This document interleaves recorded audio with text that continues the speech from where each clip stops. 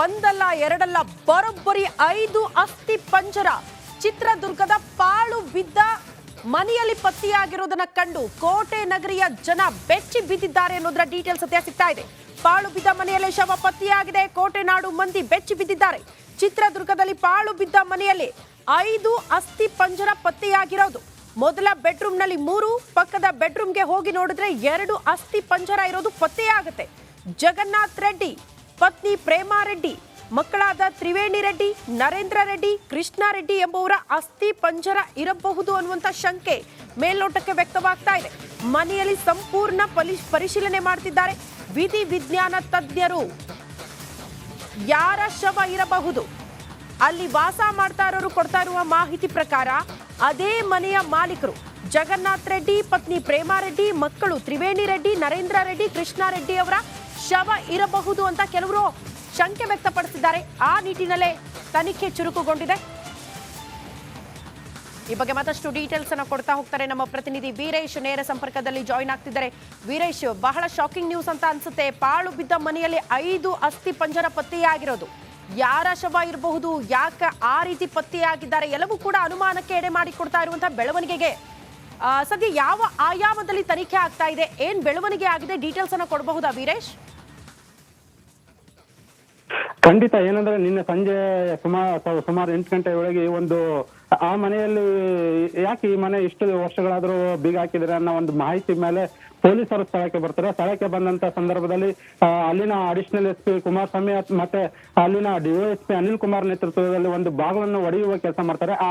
ಆಗ ಗೊತ್ತಾಗುತ್ತೆ. ಒಳಗಡೆ ಹೋದಂತ ಸಂದರ್ಭದಲ್ಲಿ ಕನಿಷ್ಠ ಅಂದ್ರೆ ಅದ ರಾತ್ರಿ ತಿಳಿದು ಬಂದ ಪೊಲೀಸ್ ಮಾಹಿತಿ ನೋಡೋದಾದ್ರೆ ಅಲ್ಲಿನ 3 ಅಂದ್ರೆ ಅದು ಏನು ಅದೇ ಚಿತ್ರದುರ್ಗ ನಗರದ ಏನು ಹಳೆ ಬೆಂಗಳೂರು ರಸ್ತೆಯಲ್ಲಿ ಇದೆ ಆ ಒಂದು ಮನೆಯಲ್ಲಿ ಸಂಪೂರ್ಣವಾಗಿ ಒಳಗಡೆ ಹೋಗಿದಾಗ ಸುಮಾರು 3 ಮೃತದೇಹಗಳ ಅಸ್ಥಿ ಪಂಜರಗಳು ಸಿಗ್ತವೆ. ಸುಮಾರು ಇದೆಲ್ಲಾನು ಪರಿಶೀಲನೆ ಮಾಡಿ ತಕ್ಷಣಕ್ಕೆ ಏನು ಎಸ್ ಪಿ ಆದ ಧರ್ಮೇಂದ್ರ ಕುಮಾರ್ ಮೀನಾ ಅವರು ಕೂಡ ಸ್ಥಳಕ್ಕೆ ಬರ್ತಾರೆ. ಸ್ಥಳಕ್ಕೆ ಬಂದ ನಂತರ ಅಲ್ಲಿನ ಫೋರೆನ್ಸಿಕ್ ಕ್ಲಬ್ ಮತ್ತೆ ಬೆರಳಚ್ಚುಗಾರರು ಮತ್ತೆ ಏನ್ ಡಾಗ್ ಸ್ಕ್ವಾಡ್ ಈ ತರದ ಅಂದ್ರೆ ಪೊಲೀಸ್ ಪ್ರೊಸೀಜರ್ ಏನೈತೆ ಸಂಪೂರ್ಣವಾಗಿ ಎಲ್ಲಾನು ಸ್ಥಳಕ್ಕೆ ಬಂದು ಪೊಲೀಸ್ ಬಂದೋಬಸ್ತ್ ನಲ್ಲಿ ಇದೆಲ್ಲ ನಡೀತದೆ. ಅದೇ ರೀತಿಯಲ್ಲಿ ಅಲ್ಲಿನ ಅಕ್ಕಪಕ್ಕದವರು ಹೇಳುವ ಪ್ರಕಾರ ಇದೊಂದು ಜಗನ್ನಾಥ್ ರೆಡ್ಡಿ ಅವರಿಗೆ ಸೇರಿದ ಮನೆ. ಇವರು ಸುಮಾರು ಒಂದು 7-8 ವರ್ಷಗಳ ಹಿಂದೆ ರಿಟೈರ್ಡ್ ಕೂಡ ಆಗಿರ್ತಾರೆ. ಆ ರಿಟೈರ್ಡ್ ಆದಂತ ಸಂದರ್ಭದಲ್ಲಿ ಏನಂದ್ರೆ ಸಾರ್ವಜನಿಕವಾಗಿ ಸಂಬಂಧಿಕರವಾಗಿ ಸಂಪೂರ್ಣವಾಗಿ ದೂರ ಇದ್ರು ಅಂತ ಮಾಹಿತಿ ತಿಳಿದು ಬರ್ತದೆ. ಈಗೆಲ್ಲ ಅಂದ್ರೆ ಏನು FSL ವರದಿ ನಂತರ ಇದು ಜಗನ್ನಾಥ ರೆಡ್ಡಿ ಅವರದ್ದ ಅಥವಾ ಅದನ್ನು ಬಿಟ್ಟು ಮನೆಯಲ್ಲಿ ಬೇರೆ ಯಾರಾದ್ರೂ ಇದ್ರ? ಈಗ ಜಗನ್ನಾಥ ರೆಡ್ಡಿ ಮತ್ತೆ ಮಕ್ಕಳು ಎಲ್ಲಿದ್ದಾರೆ ಅನ್ನೋದು ಶೋಧವನ್ನು ನೀಡಿದರೆ ಈ ಒಂದು ಏನ್ ಈ ಅಸ್ಥಿ ಪಂಜರಗಳು ಸಿಕ್ಕಿದಾವೆ, ಈ ಅಸ್ಥಿ ಪಂಜರಗಳು ಯಾರವು ಅನ್ನೋದು ವೀರೇಶ್, ಅಕ್ಕಪಕ್ಕದ ನಿವಾಸಿಗಳನ್ನ ವಿಚಾರಣೆ ಮಾಡಿದ್ದಾರ? ಅವ್ರು ಕೊಡೋ ಮಾಹಿತಿ ಪ್ರಕಾರ ಆ ನಿವಾಸದಲ್ಲಿ ಯಾರು ವಾಸ ಆಗಿದ್ರು? ಅದು ಜಗನ್ನಾಥ್ ರೆಡ್ಡಿ ಅವರ ಕುಟುಂಬನೇ ಅನ್ನೋದ್ರ ಬಗ್ಗೆ ಏನಾದ್ರೂ ಕ್ಲಾರಿಟಿ ಸಿಗ್ತಾ ಇದೆ? ಅಕ್ಕಪಕ್ಕದ ನಿವಾಸಿಗಳು ಸಹಜವಾಗಿ ನೋಡಿರ್ತಾರೆ ಯಾರಿಗೆ ಸೇರಿರುವ ಮನೆ, ಯಾರು ವಾಸ ಮಾಡ್ತಾ ಇದ್ರು, ಯಾರಿಲ್ಲಿದ್ರು ಅನ್ನೋದ್ರ ಬಗ್ಗೆ. ಆ ಬಗ್ಗೆ ಪ್ರಾಥಮಿಕ ಮಾಹಿತಿನ ಕಲೆ ಹಾಕಿದ್ದಾರ ಪೊಲೀಸರು? ಅಂದ್ರೆ ಏನಂದ್ರೆ ಇದು ಸಂಪೂರ್ಣವಾಗಿ ಹೊರವಲಯದಲ್ಲಿ ಇರೋದ್ರಿಂದ ಮನೆಗೆ ಒಂದು ದೊಡ್ಡ ಕಾಂಪೌಂಡ್ ಇರುತ್ತೆ. ಮನೆಯಲ್ಲಿ ಯಾರು ಕೂಡ ವಾಸವಾಗಿರೋದಿಲ್ಲ ಅನ್ನೋ ಮಾಹಿತಿನೇ ಎಲ್ಲರೂ ಜನರಿಗೂ ತಿಳಿದಿರ್ತದೆ. ಆದ್ರೆ ಹೊರಗೆ ಏನು ಬೋರ್ಡ್ ಇದೆಯಲ್ಲ ಜಗನ್ನಾಥ ರೆಡ್ಡಿ ಅಂತಾನೆ ಒಂದು ಮನೆಗೆ ಬೋರ್ಡ್ ಹಾಕಿದ್ರೆ ಆ ಬೋರ್ಡಿನ ಆಧಾರದ ಮೇಲೆ ಅಂದ್ರೆ ಬೇರೆ ಸುಮಾರು ವರ್ಷಗಳಿಂದ ಈ ಮನೆಯಲ್ಲಿ ಯಾರು ವಾಸ ಇರಲಿಲ್ಲ ಅನ್ನೋ ಮಾಹಿತಿ ಕೂಡ ಬರ್ತಿದೆ. ಯಾಕಂದ್ರೆ ಸುಮಾರು ವರ್ಷಗಳಿಂದ ಈ ಮನೆಗೆ ಹೋಗೋದು ಬರೋದು ಯಾರು ಇರಲಿಲ್ಲ.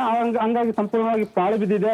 ಹಾಗಾಗಿ ನಾವು ಹೆಚ್ಚಿನದಾಗಿ ಈ ಕಡೆಗೆ ನಾವು ಗಮನ ಹರಿಸಿಲ್ಲ. ಇದನ್ನಂದ್ರೆ ಸುಮಾರು ಅಲ್ಲಿನ ಅಕ್ಕಪಕ್ಕದವರು ಹೇಳುವ ಪ್ರಕಾರ ಮತ್ತೆ ಸಂಬಂಧಿಕರು ಹೇಳುವ ಪ್ರಕಾರ ಸುಮಾರು 7-8 ವರ್ಷಗಳಿಂದ ಈ ಮನೆಗೆ ಯಾರು ಹೋಗ್ತಾ ಇಲ್ಲ ಮತ್ತೆ ಪ್ರಶ್ನೆ ಬರೋದು. ಈಗ ನೀವೇ ಹೇಳ್ತಾ ಇರೋ ಪ್ರಕಾರ 7-8 ವರ್ಷ ಆಯ್ತು ಆ ಮನೆಗೆ ಯಾರು ಹೋಗ್ತಿರ್ಲಿಲ್ಲ, ಬರ್ತಿರ್ಲಿಲ್ಲ, ಬೀಗ ಹಾಕಿದ್ದೇ ಇತ್ತು ಅಂತ.